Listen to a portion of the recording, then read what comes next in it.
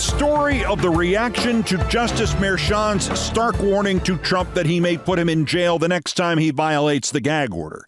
And the story of the defense of and acceptance of Kristi Noem inside the Trump cult for having murdered her dog and threatening President Biden's dog. Those are actually the same story. The point is killing. They are about one thing. At their core, Noem and Trump and MAGA and Trump's Supreme Court justices and his slaves inside the House and the Senate believe they have a right to kill. Today, they have that right to kill their dogs. Tomorrow, it's your dog.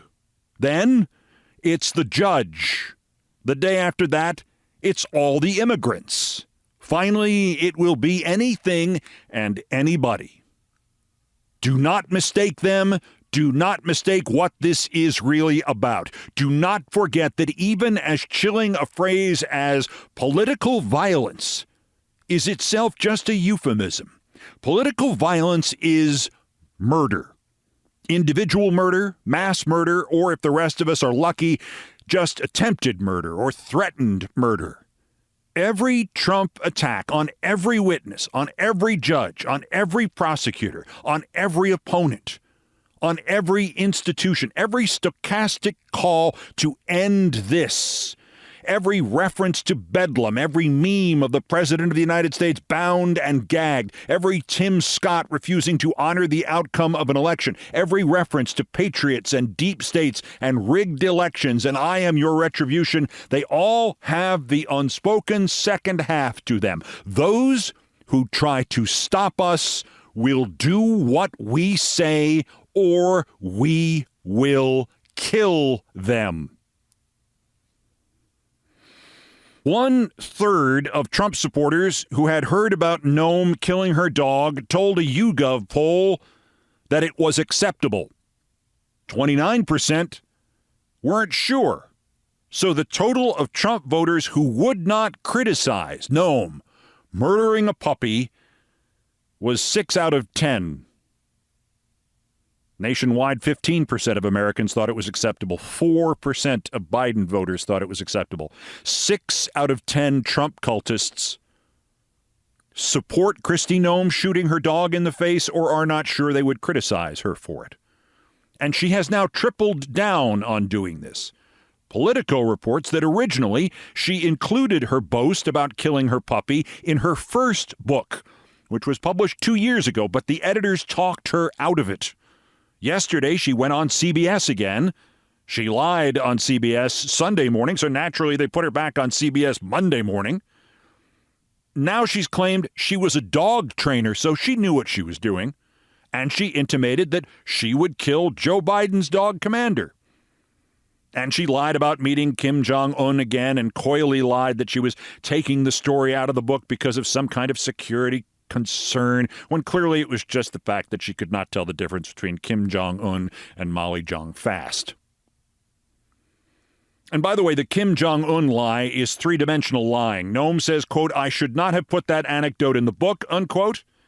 But also she says she didn't know it was in the book, quote, when I became aware of that, we changed the content, but also confirms it is in the audio book, which she herself narrated, meaning when she became aware it was in the book, even though she shouldn't have put it in the book, she did not take it out of the book.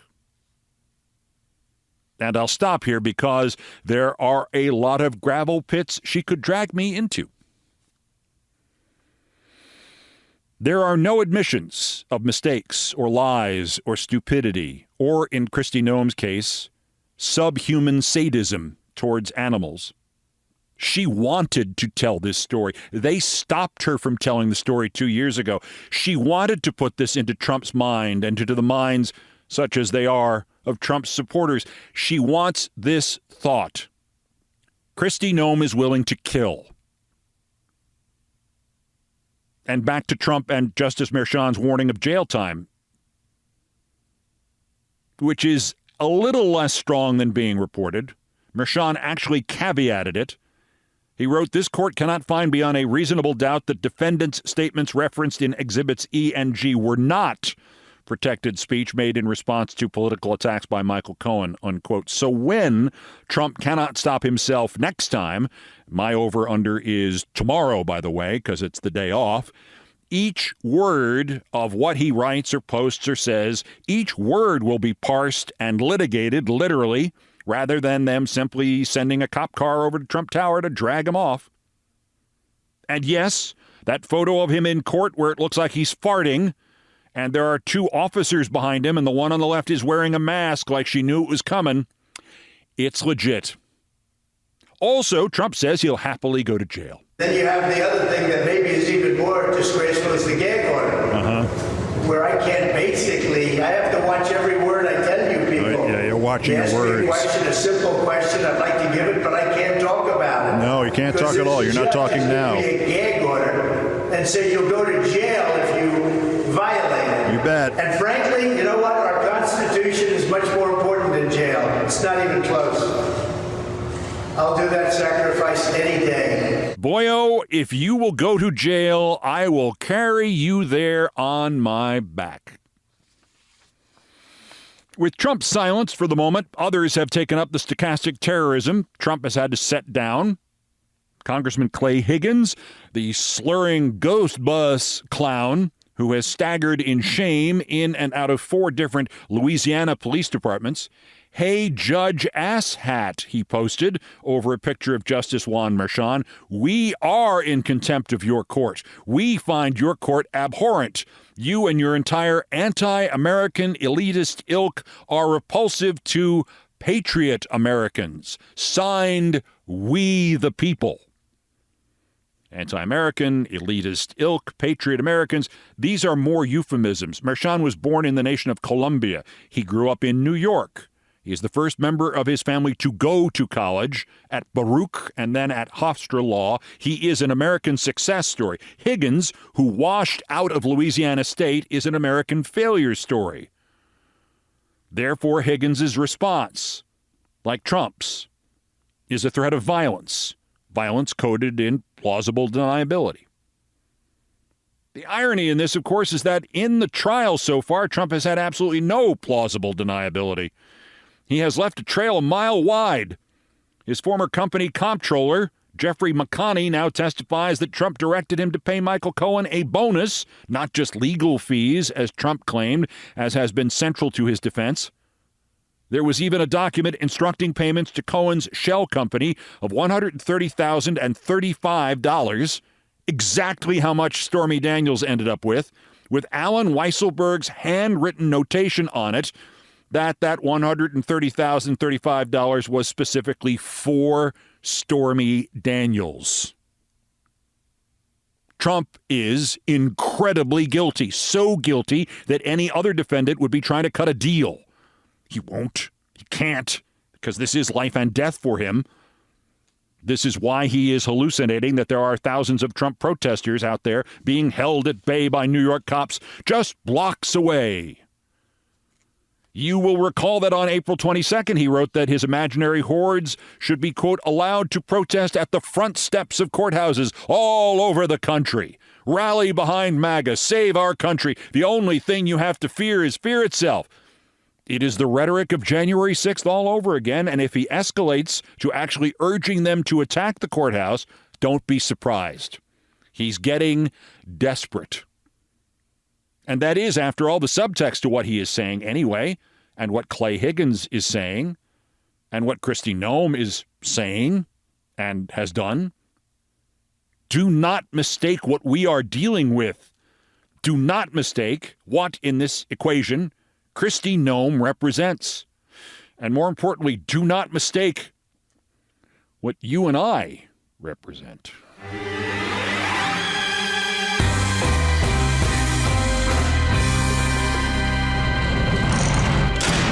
And then there is what the New York Times represents. And right now that is nothing. Maybe Wordle. Complete dereliction of duty by the New York Times. Quote, "When you are a Democrat," Trump said at a fundraiser at Mara Crap Shack last Saturday. You start off essentially at 40% of the vote because you have civil service, you have the unions, and you have welfare. They get welfare to vote, and then they cheat on top of that. They cheat, he said of Biden and the Democrats.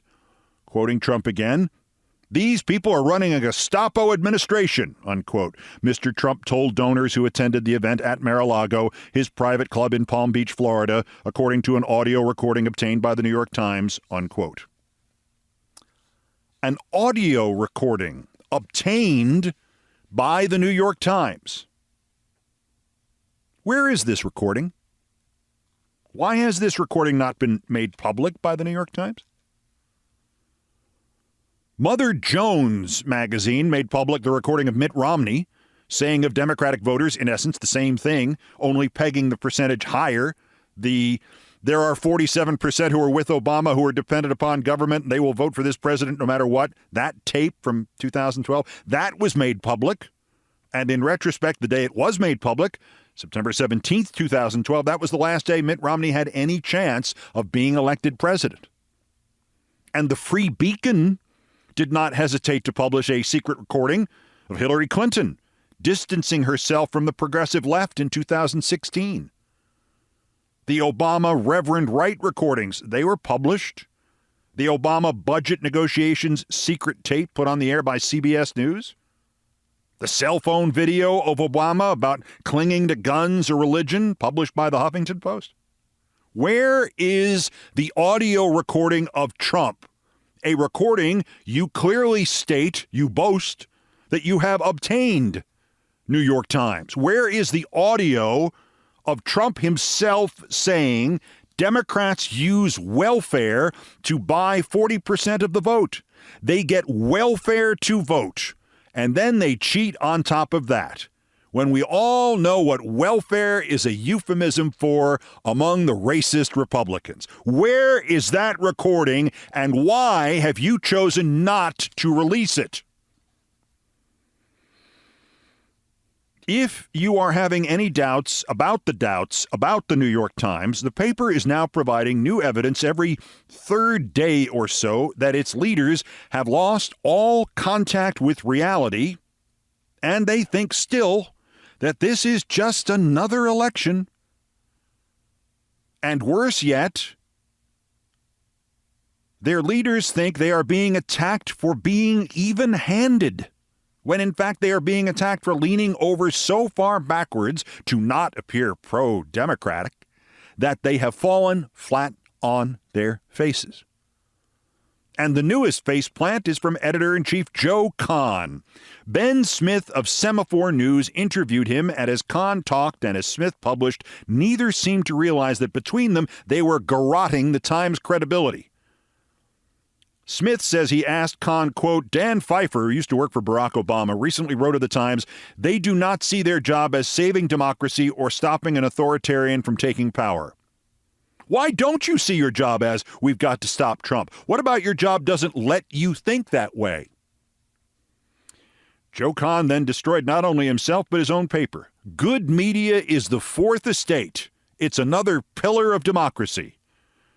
One of the absolute necessities of democracy is having a free and fair and open election where people can compete for votes, and the role of the news media in that environment is not to skew your coverage towards one candidate or the other, but just to provide very good, hard-hitting, well-rounded coverage of both candidates. If I'm right, that's exactly what Kahn's predecessor said during the Lincoln-McClellan election of 1864. His predecessor, when the founder of the Times, Henry Raymond, was also chairman of the Republican Party and one of Abraham Lincoln's mentors. We've never taken any sides in... Oh, yeah, Lincoln. But wait, this gets worse. Joe Kahn again. To say that the threats of democracy are so great that the media is going to abandon its central role as a source of impartial information to help people vote, that's essentially saying that the news media should become a propaganda arm for a single candidate because we prefer that candidate's agenda. It's our job to cover the full range of issues that people have. At the moment, democracy is one of them. But it's not the top one. Immigration happens to be the top, and the economy and inflation is the second. Should we stop covering those things because they're favorable to Trump? Again, the editor-in-chief of the New York Times lives in a world dictated by Fox News and populated entirely by straw men. Who said don't cover any of that? Who said become a propaganda arm? We're asking why you've tried to equate Biden's age with, Trump's insanity and indictments and desire to become a dictator. Quote, there are people out there in the world who may decide based on their democratic rights to elect Donald Trump as president. It is not the job of the news media to prevent that from happening, unquote. Que sera, sera. Right, Joe Kahn? I mean, why should you worry about what happens if an increasingly unstable, revenge-driven psychopath assumes the full power of the American state? It's not like you guys live in America. On Sunday, as if they had sat around for a week trying to figure out how to make this worse, Kahn's paper published a piece by Peter Baker, headlined, Gallows Humor and Talk of Escape. Trump's Possible Return Rattles Capitol. At Washington dinner parties, dark jokes abound about where to go into exile if the former president reclaims the White House.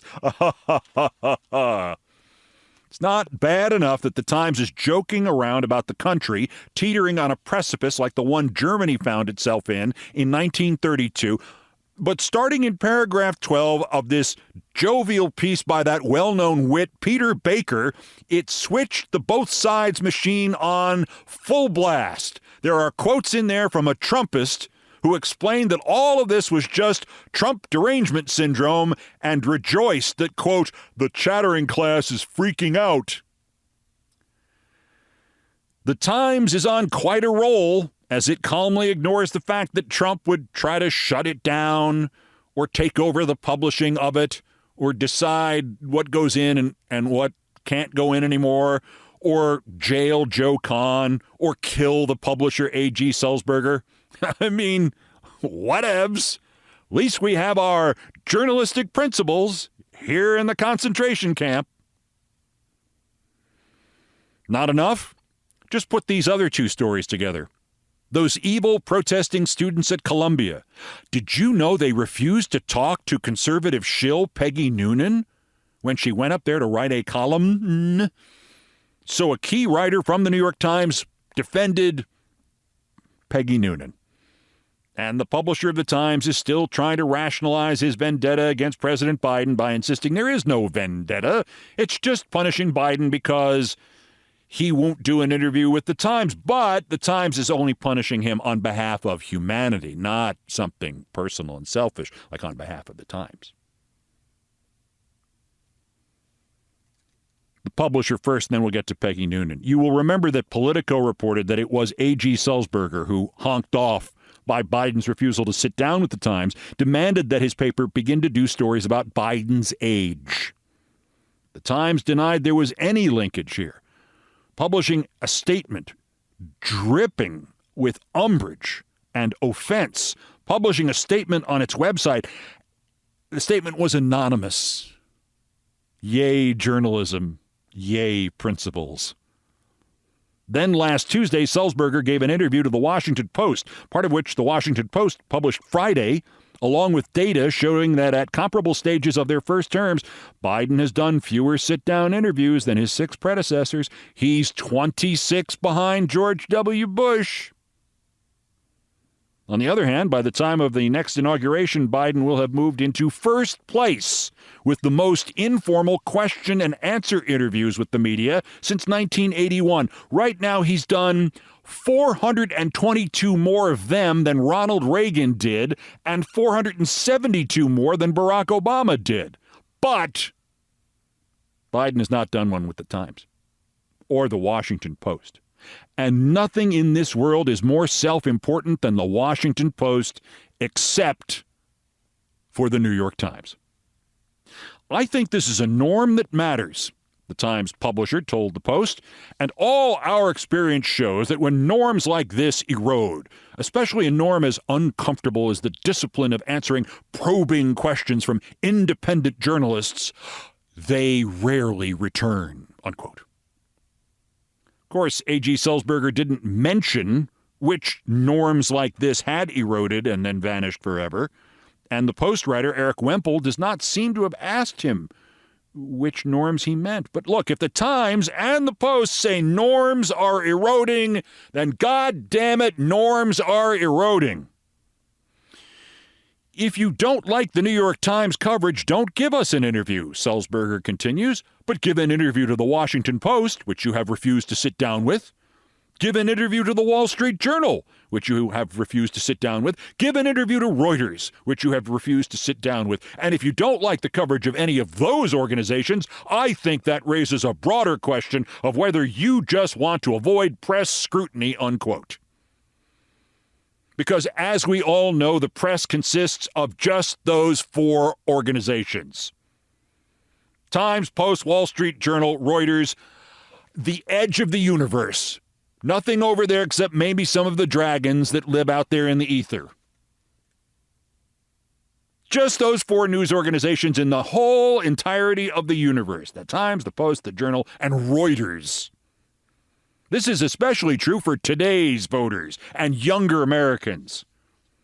In a time when, for better or worse, the media is getting more diverse and more diffuse by the hour, and you can do a podcast in your apartment entirely by yourself and get a daily audience about a third the size of a primetime show on CNN, and presidents and politicians and their press people are wondering why they should use their guy's time to put him on platforms that already cover his every move, when undecided or low-info voters are to be found on TikTok, or listening to satellite radio, or watching late-night talk shows, or just watching viral clips as they continue on a path to living their entire lives without ever consuming anything from the Times, the Post, the Journal, and Reuters combined.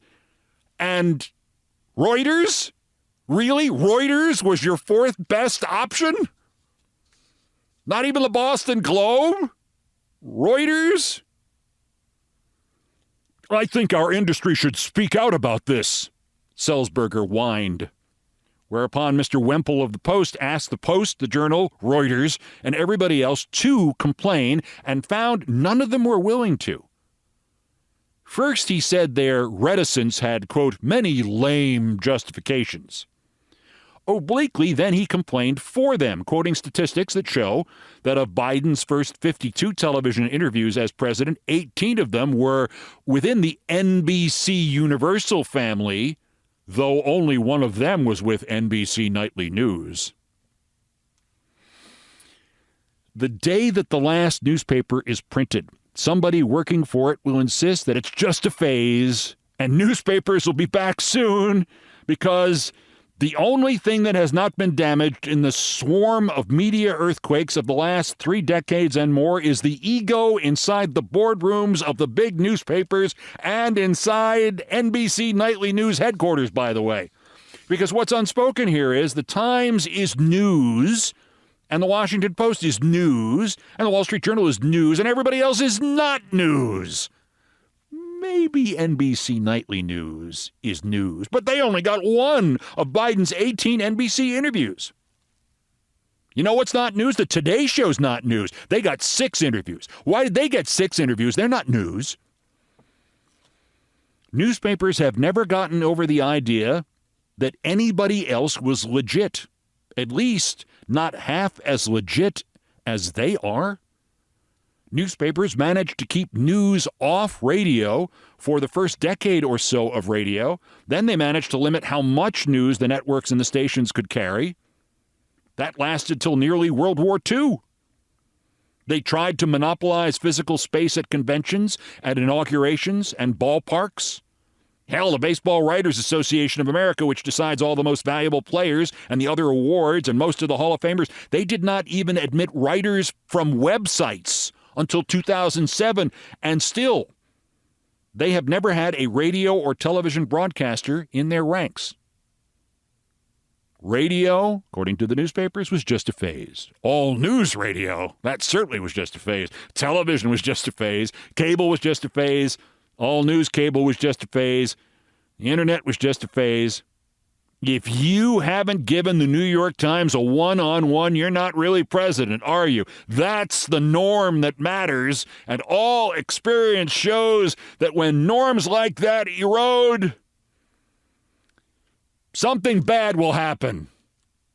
The publisher of the New York Times knows this because he read it in the New York Times, I'm guessing. Look, if there is anything else the last decade in this country has taught us, it is that our news media has failed utterly, and the failure has been led by the New York Times, the Washington Post, the Wall Street Journal, and Reuters. Some of that has been external, driven by market forces, but much of it has been because a lot of newspaper journalism especially, but generally news media, a lot of it just plain sucks. And it's unimaginative. And it has no ability to cover something it has never covered before. And it is populated by people who are so thin-skinned that when an effort is made by one group of politicians to work the refs, they, the newspapers especially, they decide that everything now has to be presented as both sides' drivel to minimize the real threat in this country: reporters and editors getting nasty phone calls and emails. And undamaged through all of this is the newspaper's conviction, their bone marrow deep confidence that you must talk to them. Maybe not only them, but them first. And when there is a choice, them and nobody else. And by the way, failure to talk to them is why journalism is in trouble, not corporate greed, nor bad editors, nor runaway entitlement and self-martyrdom among publishers. The whole news industry is the way it is today because Joe Biden has not done a sit-down interview with Reuters. And that's where those protests at Columbia and Peggy Noonan fold into this. Peggy Noonan, the former Reagan speechwriter who has somehow been mistaken for a journalist these last 40 years, wrote this for the Wall Street Journal, quote, "I was on a bench taking notes as a group of young women, all in sunglasses, masks, walked by. 'Friends, please come say hello and tell me what you think,' I called. They marched past, not making eye contact, save one, a beautiful girl of about 20. 'I'm not trained,' she said," which is what they're instructed to say to corporate media representatives who will twist your words.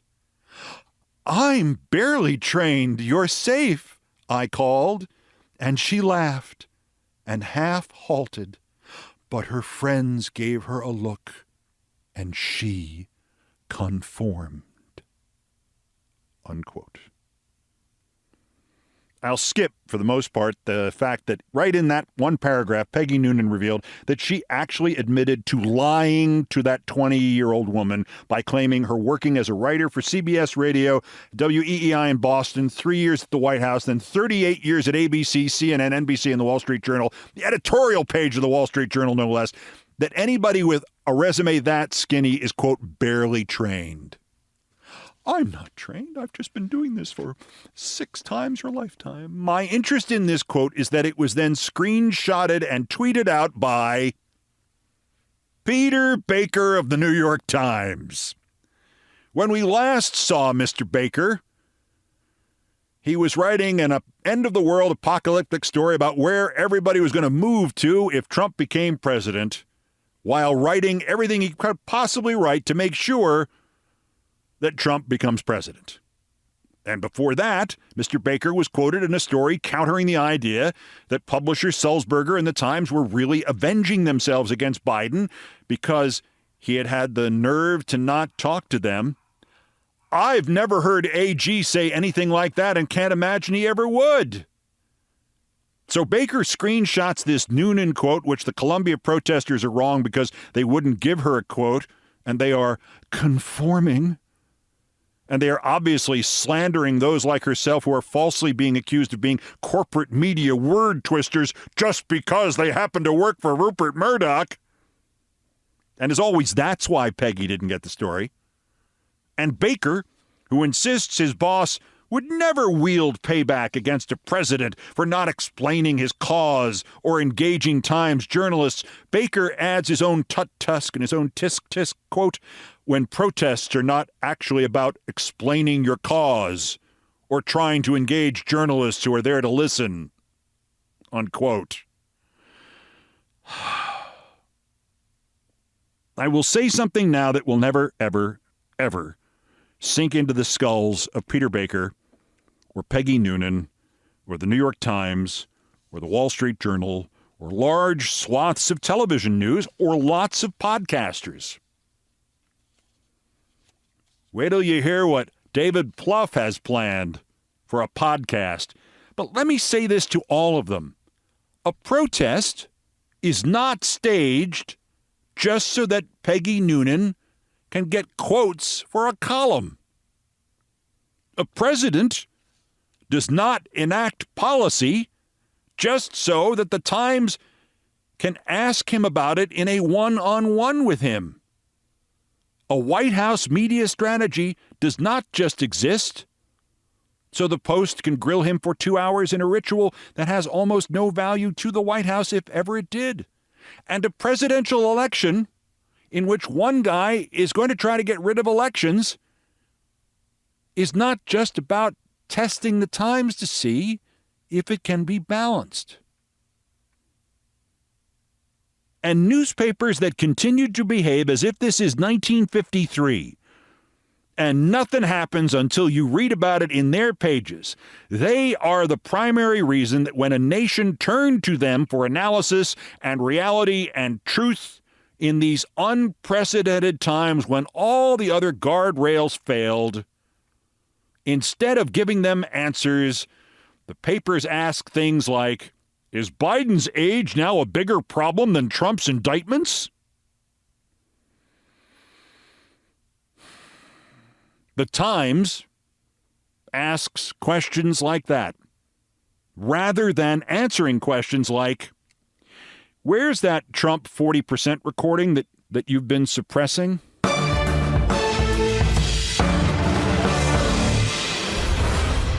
Oh, by the way, you will still hear otherwise, but it's now official, even according to the dullest Beltway insiders known to man the Hill. You know who's ahead in the polls? Biden. The Hill and Decision Desk HQ poll of polls, that's 685 different polls. Biden 45, Trump 44.9. Trump still up in Michigan, Pennsylvania, and Wisconsin. But you sunk my narrative. Also of interest here, good evening and welcome to the end of your career. Obama's 2008 campaign manager is starting that podcast everybody wants, the one in which his co-host is... I can't tease this, I have to tell you. Kellyanne Conway. I wouldn't listen to Kellyanne Conway with your ears. And this is the week of the 70th anniversary celebrations of Roger Bannister becoming the first man to break the 4-minute mile barrier, except he wasn't. It's all a lie. That's next. This is Countdown. This is Countdown with Keith Olbermann.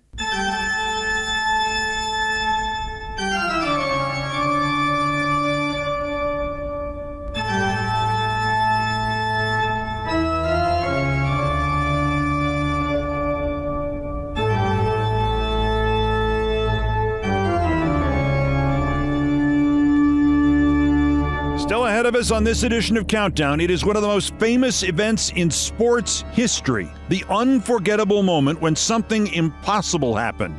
As impactful a positive event as anything else that occurred, short of war ending, in the whole of the 20th century. and the story that you know about it is pure bullshit. Roger Bannister was not the first man to run a 4-minute mile 70 years ago this week. There is, in fact, every chance that the first man to run a 4-minute mile did it 1,000 years ago.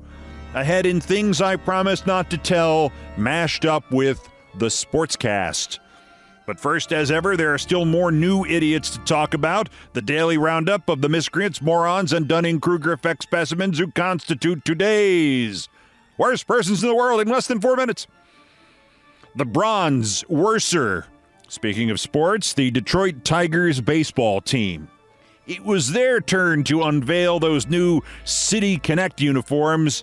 And I guess the shirts say Motor City on them. Well, okay. Except in the font from the original Star Trek. Like Motor City, Star Trek? Anyway, the caps have Detroit on them. Like the whole word. Detroit. Like a cap you would buy at the Detroit airport. With a little plastic snap on the back. But the reason that the Tigers make the list is not the uniform. Somebody will buy it. That's the whole point. The email the team sent out to fans yesterday hyping the new City Connect uniforms headlined, Tigers City Connect is going, and then it's got a 0, a hyphen, and 60.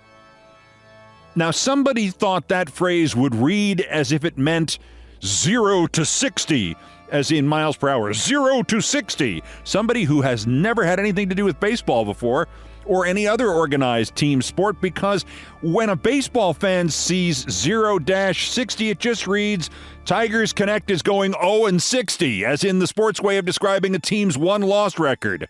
0-60 is 0 wins and 60 losses. And putting it that way means that when they wear the City Connect uniforms, the Tigers will have 0 wins and 60 losses. Well, at least they're honest about it. The runners-up, worser, Congresswoman Nancy Mace. You remember Nancy Mace. She was Kristi Noem before Kristi Noem. Mace went on Fox, quote, News, unquote, with Neil Cavuto, and as my grandma would have said, she opened the umbrella, or just umbrella.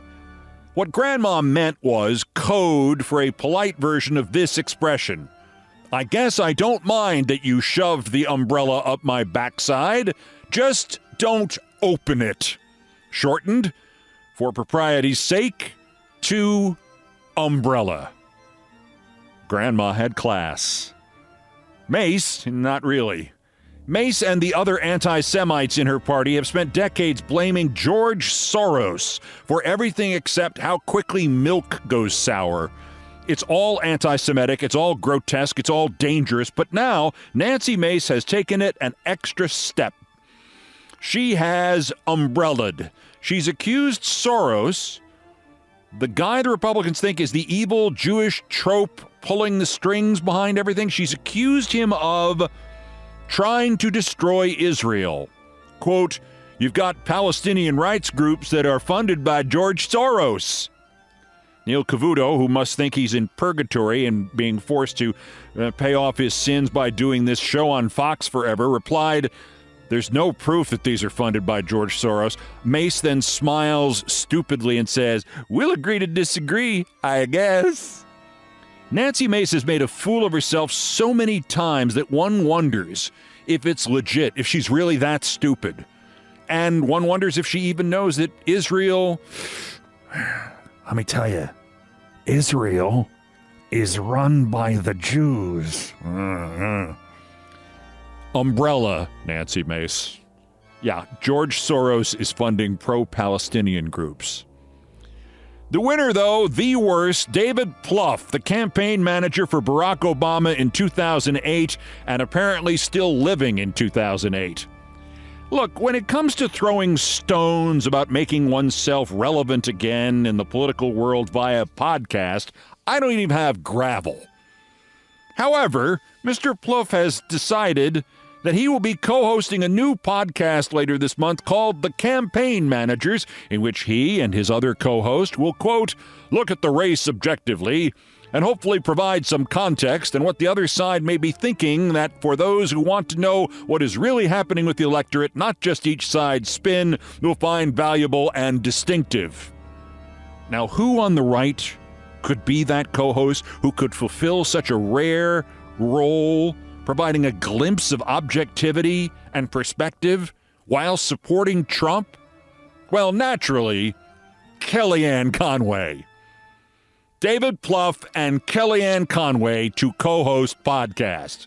Kellyanne Conway, the inventor of alternative facts, the woman who lied throughout the entirety of the Trump presidency, the woman who made up the Bowling Green massacre story, the woman whose daughter sued her for emancipation, the woman whom the special counsel said had violated the Hatch Act so many times that she should actually be fired, the woman who punched a guy at a Trump inaugural ball, the woman who, on almost any liberal's list of the 10 most hated people associated with Trump, and more importantly, on almost any liberal's list of the 10 people associated with Trump who were seen as the most dishonest. That's who Plouffe is co-hosting a podcast with. To give you some sort of overview, never mind an overview, to not lie about Trump. That's who you picked? That was the best option? I go with Michael Flynn ahead of Kellyanne Conjob. The producers of this, Podcast One, and I believe they're still in business, but I haven't checked yet today, they must be delighted with the reaction to this.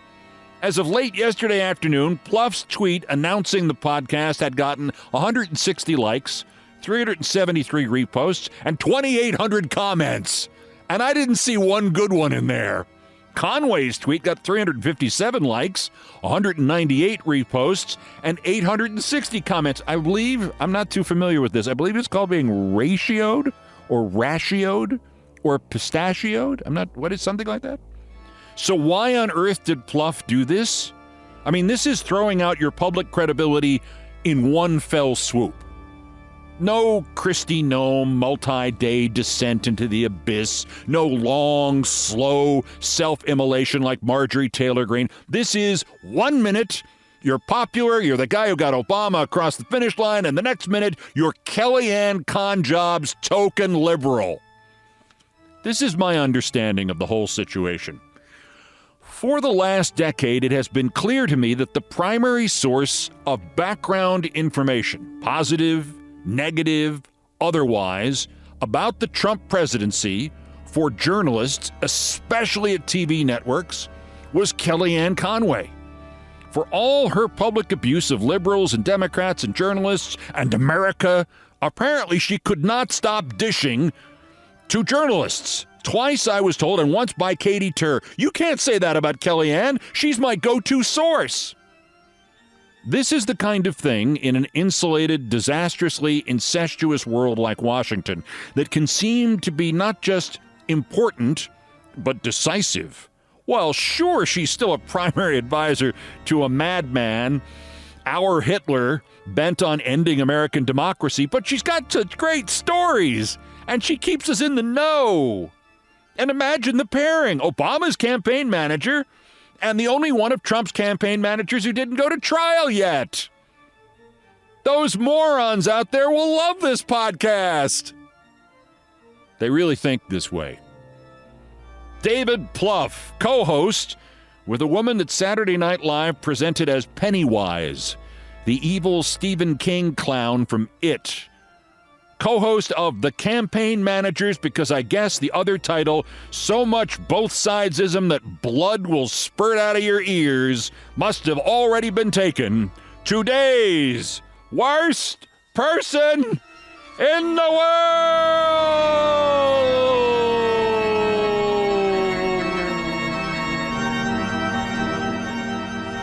Now, don't go away. Ordinarily, we break here, but no, not yet. This is a special edition with a special format.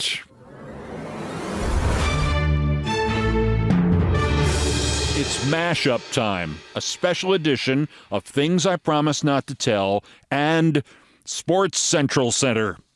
70 years ago today, the world was still in disbelief because the day before, May 6th, 1954, saw unfold one of the most famous events in sports history. In fact, in 20th century world history.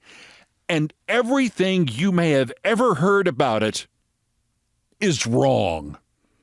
From 6:04 p.m. prevailing local time in England on the early evening of Thursday, May 6, 1954, continuing until the day the man died on March 3rd, 2018, not a day went by, probably not an hour went by without somebody congratulating Roger Bannister on becoming or having become or being or forever being or being immortalized by being the first human to run a mile in 4 minutes or less. The man who broke the 4-minute mile, except for one small detail. He wasn't. We cannot now comprehend what a big deal this really was. Neil Armstrong times Charles Lindbergh plus George Washington, maybe. The next day, the New York Times published 10 different stories about Roger Bannister breaking the 4-minute mile barrier, plus an editorial on the editorial page that asked if anybody in world history would ever do it again. Roger Gilbert Bannister, began the Times on the front page, ran a mile in 3 minutes, 59.4 seconds tonight to reach one of man's hitherto unattainable goals. There's just one problem. Not only was Roger Bannister probably not the first man to run a mile in less than 4 minutes, but there is also a lot of evidence that that record was broken in May of 1770 by a guy who sold fruits and vegetables from a pushcart on the streets of London, a guy named Parrott. 69 years later, and this is still the most famous run in the history of the world. May 6, 1954, on an ordinary spring evening at the Iffley Road track at Oxford University in England, even as an unfavorable wind worked against him, Roger Bannister ran through the tape in 3:59.4 and ran directly into not just sports history, but human history. The 4-minute mile, the first human ever to run that far, that fast, like the first man on the moon. No matter how much farther we go, the glory is his, indefinitely, forever, always, eternal, immortal. Neil Armstrong, but in shorts. Or there had already been a 4-minute mile run in 1770, and Bannister has no more claim to immortality than do you or I, and this is really a story about bureaucracy supporting bureaucracy and what the experts call recency bias and a lot of racism. And the story should be about a guy who used to sell fruits and vegetables on the streets of London and who ran in his spare time for money in the decade before the American Revolution, and his name was Parrott. As in, look, matey, I know a dead parrot when I see one, and I'm looking at one right now. We begin in the pages of a British book dated from 1794, which seems to be, for you Back to the Future fans, a kind of Gray's Sports Almanac. The 1794 tome bears an amazingly modern title, The Sports Magazine, and its chronology of top sports events of recent years past includes, for the year 1770, this, quote, 1770, May 9th, James Parrott, a costermonger sold fruits and vegetables from a pushcart on the street. James Parrott, a costermonger, ran the length of Old Street, viz. From the Charterhouse Wall in Goswell Street to Shoreditch Church Gates, which is a measured mile, in 4 minutes. 15 guineas to 5 were betted he did not run the ground in 4 minutes and a half. So that's it. I am besmirching the immortality of St. Roger Bannister and everything you will see in the newspapers about him over the weekend because of 51 words about some guy racing against an 18th century watch in the year 1770, and the story wasn't even published until 24 years later? Seriously? Seriously. There is nothing else to say about James Parrott. That snippet from that book is all that researchers have ever found or found out about James Parrott. No obituary, no nothing. No 4-minute mile, no confirmation he ever existed. Besides which, as every modern sports fan will tell you, the athletes of today are the greatest of all time GOATs. If the record book says nobody ran a 4-minute mile until 1954, of course the record books are right. Since 1770, humans have evolved. Health has evolved. Training has evolved. Why, in 1770, you couldn't even accurately measure a mile, let alone measure exactly 4 minutes. Actually, agricultural chains designed to resolve who owned what property and where international borders were had been introduced in 1620 and have proved to be, at worst, only off by around 2/5 of an inch over a mile. And if you're saying agricultural chains, you don't use agricultural chains in sports. Let me ask you this. What do they use in National Football League games to check whether or not it's a first down? Okay, we're giving them the accuracy of the agricultural chains we still use today in our pro sports. You could measure several blocks of London in 1770 and say, from way back there to right over here in front of the church, that is exactly a mile, governor. But how would you time it? 4 minutes exactly? What did they use? A really good sundial? No. They had a thing called a chronometer. The chronometer was perfected by 1761. You may know the chronometer as a Swiss watch, or as you might also know it, a Rolex. So this Parrott runs a mile, or maybe he runs a mile plus 2/5 of an inch, and he is timed by several guys with Rolexes, and they all have the same score. He did it in exactly 4 minutes. If you're still not convinced, if you're still Googling Roger Bannister's descendants so they can sue this idiot Olbermann and his podcast, let me emphasize the part that convinced me that a man named Parrott did run a 4-minute mile 2 months and 4 days after the Boston Massacre unleashed the events that would culminate in the American Revolution.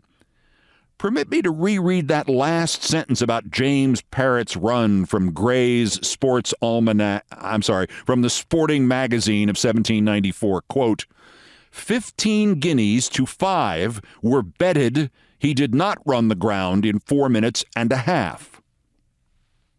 This guy Parrott bet on himself and got 3-to-1 odds. And the 5 guineas wagered here, that would be worth about $5,500 in today's money. Meaning this was no 18th century Roger Bannister hoping to break a record for Queen and country. This was a guy who did this for money, for the equivalent in winnings of about $17,000, at least as much as his annual income might have been selling fruits and vegetables from a cart. And the way it's phrased in that magazine, we don't know if more than one bet of 15 guineas to 5 was placed.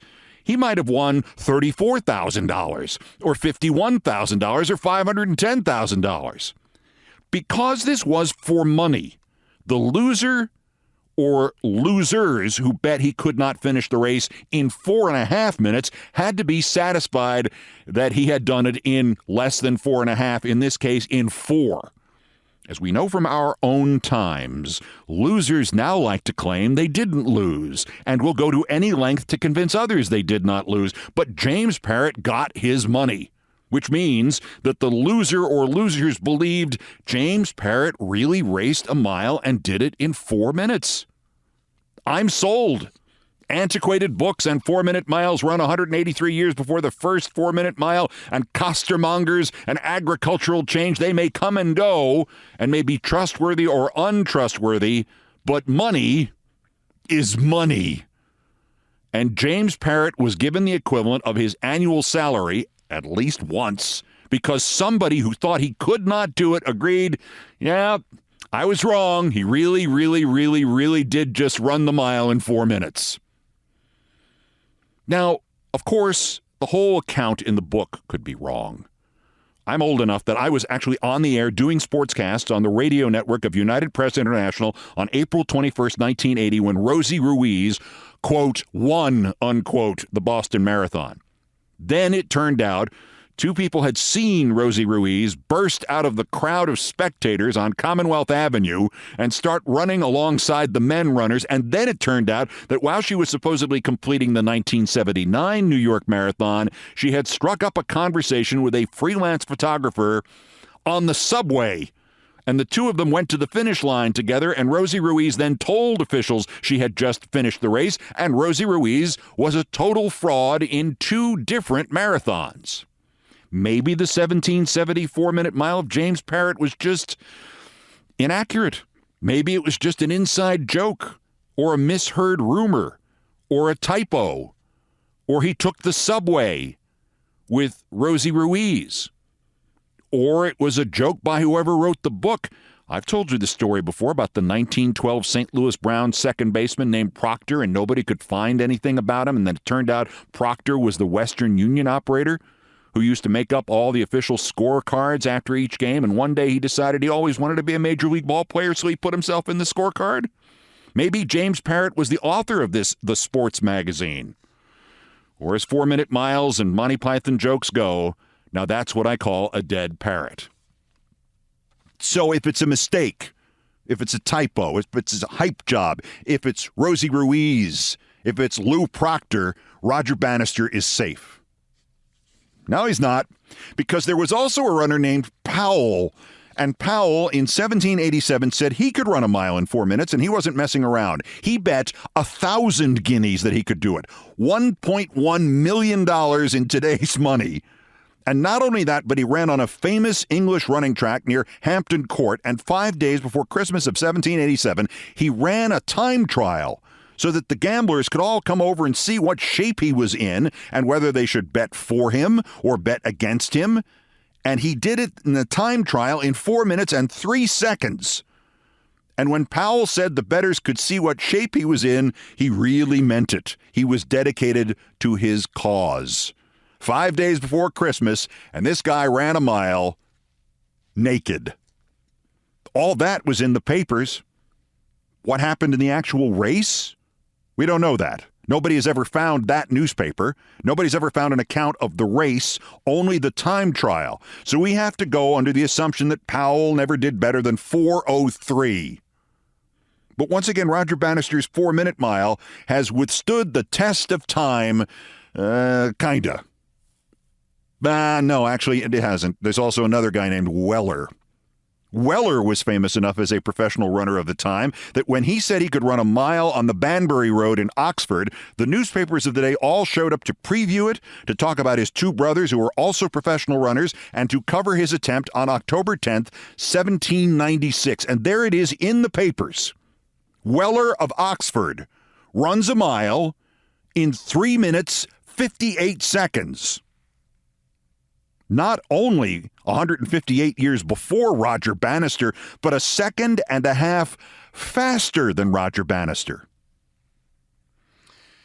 So here's the thing. If somebody really ran a mile in 3:59 or 3:58 at the time of the American Revolution, wouldn't that stand out as such an impossible performance, then such an anomaly, so startling that it would be viewed in the same way we would view news coming up on Monday that somebody now had just run the mile in 3 minutes flat?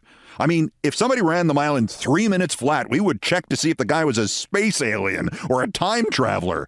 Wouldn't they have been amazed on October 10th, 1796? Disbelieving what they had heard? Not at all.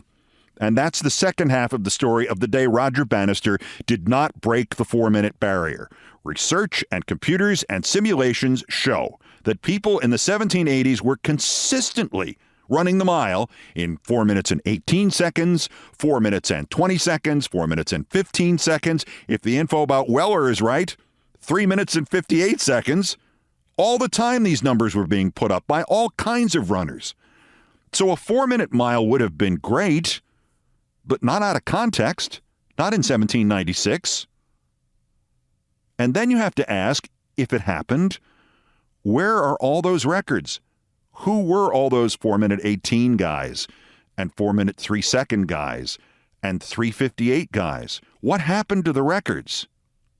Well, see, that's another scandal. Those 18th century records were erased in the 19th century because richer, slower people in the 19th century wanted to say they held the records. They erased the record book. That part of the story and the additional sad truth that much of the claims about Roger Bannister are really, really racist. Next.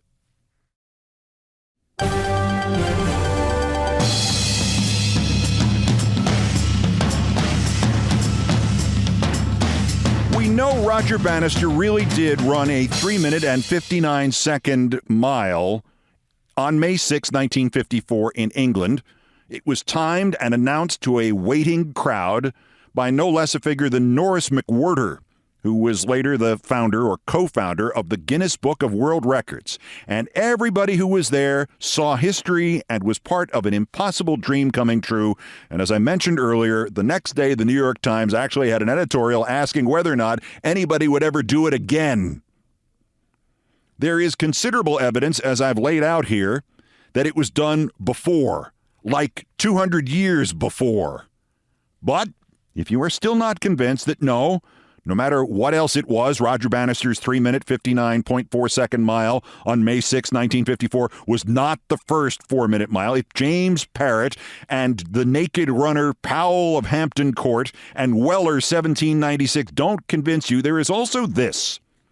There is a sports historian named Peter Radford, himself the bronze medalist in 2 sprints at the 1960 Olympics in Rome, and he brought the story of Parrott and Powell and Weller to the forefront in the British press nearly 20 years ago. This man found them because he was looking for and finding the records of more than 600 running races in the 18th and 19th century. Running against the clock, against each other, usually for money, was not only the most popular professional sport in Britain at that time, it was also probably the first. And with so many races, and especially winning and losing times recorded, Peter Radford had data to work with. When guys didn't run a 4-minute mile, how fast did they run it? How fast were these professionals going? The average ones over other distances in, say, 1789. What was the range of times? And his computer looked at all of these races, 600 or so, and all of the times and all of the speeds, and it spit out this conclusion. Factoring in the margin of error, Radford wrote, the best possible 1-mile time would be anywhere between 4 minutes, 13 seconds and exactly 4 minutes. So no, you cannot say James Parrott ran the first 4-minute mile in 1770 and Weller ran the first sub 4-minute mile in 1796, not with certainty. But I think you can say with certainty that somebody did it before the year 1800, and that when Roger Bannister crashed through the tape at Oxford at 6:04 Greenwich Mean Time on the evening of Thursday, May 6, 1954, and the track announcer, Norris McWhirter, announced that Roger Bannister's time in the mile was, and he gave it a desperately long pause by all accounts, 3 minutes, 59 and 4/10 seconds. The moment that happened, Roger Bannister became, at best, the second man to run a mile in 4 minutes or less. But more likely he was like the 22nd or the 222nd. So why? Why didn't anybody know this? Why did Roger Bannister live a life of unceasing, undiminished, and undeserved fame? And that guy Weller, who may have run the race a second faster and 158 years earlier, why don't we even know Weller's first name? All sports are based on history. Records are made to be broken. The older the record, the louder the break. Who screwed this up? How did we lose Weller in the nooks and crannies of history? We didn't lose him. It wasn't an error. It was deliberate. And that's where this gets to be a crime. Our historian and ex-Olympic runner, Mr. Radford, quoted another ancient book, British Rural Sports by J.H. Walsh, which was published in 1888, and in it, all the dozens of speed and distance events had two sets of records, one for professionals like Parrott and Powell and Weller, the ones who ran for money, the ones on whom people bet, the ones who bet on themselves. There was that set of records, and then another set of records which was given far more weight and far more importance for the amateurs. By the early 20th century, Radford wrote, the professional records had been erased from these books, expunged, not forgotten, removed. Why? Because the professionals were far better than the amateurs. No amateur held the record in the mile. It was all professionals. But the amateurs were in charge. They were the British upper class. They raced not for money, but for sport. So the amateurs simply did what the upper class always does in this situation. They erased the records of all the professionals. And oh, by the way, they also erased all records set by women. The British obsession with the superiority of the amateur over the professional, if you've ever seen the movie Chariots of Fire, you already know exactly what I mean. It spread throughout the world through the Olympics. It's why Jim Thorpe lost all his gold medals from the 1912 games, why the greatest all-around athlete ever died in poverty because he had once played minor league baseball to make some money in the summer, and everybody knew about it, and nobody thought they'd hold it against it, but then they held it against him. He was a professional, so his records did not count, like James Parrott, or fill in the blank here, Powell, or I don't remember his first name, Weller. So the world record in the mile, as of the year 1861, was credited to a man, an amateur, named Matthew Green. Matthew Green was the fastest man in human history. 4 minutes and 46 seconds. 4 minutes and 46 seconds. In my 20s, I might have come close to that number. By 1913, the International Amateur Athletics Federation had taken over, and it recognized a runner from Cornell, not me, a different runner from Cornell, as the all-time outdoor record holder in the mile. 4 minutes and 13 seconds. John Paul Jones, 143 years after James Parrott. The indoor record in the mile was then held by a man named Abel Kiviat, 4:18 and 2. I met Abel Kiviat. I interviewed him when he was 90. I wish I had known about James Parrott then. I didn't. Abel and I talked about his roommate at the 1912 Olympics, Jim Thorpe. Got to tell you that story sometime, too. But boy, Abel Kiviat and I could have had a conversation about amateurs versus professionals and whether or not his record was actually a record. Anyway, you can see where this is all going, and we are almost at our proverbial finish line. Not only did history forget the great athletes of the 18th and 19th centuries like Parrott and Powell and Weller, who, if they did not break the 4-minute mile, they came damn close and did a lot better than my friend Abel Kiviat did, or my Cornell guy John Paul Jones, to say nothing of Matthew Green, 4 minutes and 46 seconds. What did you do, stop for lunch? Not only were the remarkable athletes like Parrott and Powell and Weller forgotten, they were buried deliberately. It makes the subject of the Roger Bannister 4-minute mile that everybody celebrates with almost undiminished astonishment every year at this time. It makes all of this a little less trivial and a little bit more nefarious and wrong and ugly. And speaking of ugly and Bannister, there is one other component to this story. In the 1990s, having been the god of the 4-minute mile for 4 decades, having been celebrated every day for breaking a record that was probably broken 183 years before, Roger Bannister was asked about the new generation of runners, those of African descent. On September 12, 1995, Sir Roger Bannister explained, quote, "It's certainly obvious when you see an all-black sprint final that there must be something rather special about their anatomy or physiology, which produces these outstanding successes. And indeed there may be, but we don't know quite what it is. Some countries have the good fortune to have a high proportion of black sprinters and hurdlers." End quote. 19 years later, Bannister was still driving right into the eugenics lane, sounding just enough like Jimmy the Greek Snyder to make you squirm. I love watching people like Usain Bolt, Bannister said. The West Africans, of course, have an inbuilt advantage. Having been transported as slaves to the West Indies, only the toughest endured. They have astonishing muscle composition with those fast fibers and superior genes. I will leave it to you and to his maker an assessment of how much of Roger Bannister was patronizing, how much was him trying to rationalize how his time had been bettered by nearly 10%, and how much of it was just sheer racism.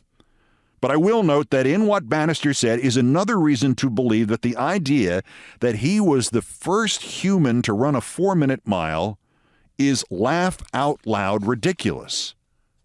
What about all of the runners of color over the centuries, over the millennia in Africa and South America and elsewhere on this globe?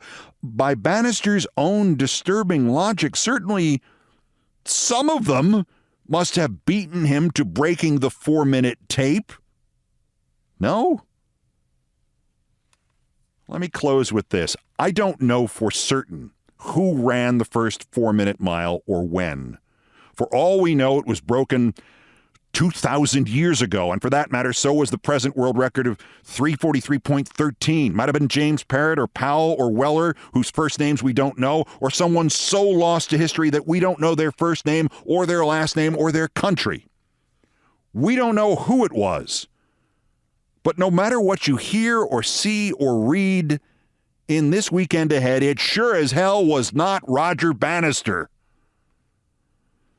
Which brings us, lastly, to Mrs. Roger Bannister, Moira Elva Jacobson Bannister, daughter of a Swedish economist. According to Roger Bannister, his wife didn't know a lick about sports, let alone about running, let alone about him running. For a time, Roger Bannister once said, my wife thought I had run 4 miles in 1 minute. You know, as I've been thinking about this and researching that story, you might as well go with that. 4 miles in 1 minute? It's no more ridiculous than thinking that Roger Bannister was the first man to run 1 mile in 4 minutes.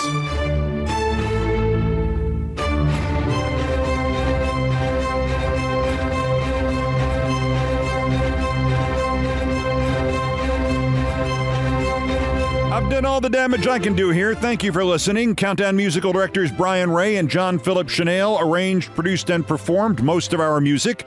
Mr. Ray was on the guitars, bass, and drums, and Mr. Chanel handled orchestration and keyboards. It was produced by TKO Brothers. Other music, including some of the Beethoven compositions, arranged and performed by the group No Horns Allowed. The sports music is the Olbermann theme from ESPN2, written by Mitch Warren Davis, courtesy of ESPN Inc. Our satirical and pithy musical comments are by Nancy Faust, the best baseball stadium organist ever. Our announcer was my friend, Nancy Faust. Now that's a coincidence. Everything else was pretty much my fault, except all the stories about Roger Bannister. Those were not my fault. That's Countdown for this, the 183rd day until the 2024 presidential election and the 1,218th day since dictator J. Trump's first attempted coup against the democratically elected government of the United States. Use the justice system, use the mental health system, use the not regularly given elector objection option, use the Donald the Walrus Knows Sleepies bit to stop him from doing it again while we still can. The next scheduled countdown is tomorrow. Bulletins as the news warrants. Till then, I'm Keith Olbermann. Good morning, good afternoon, good night, and good luck.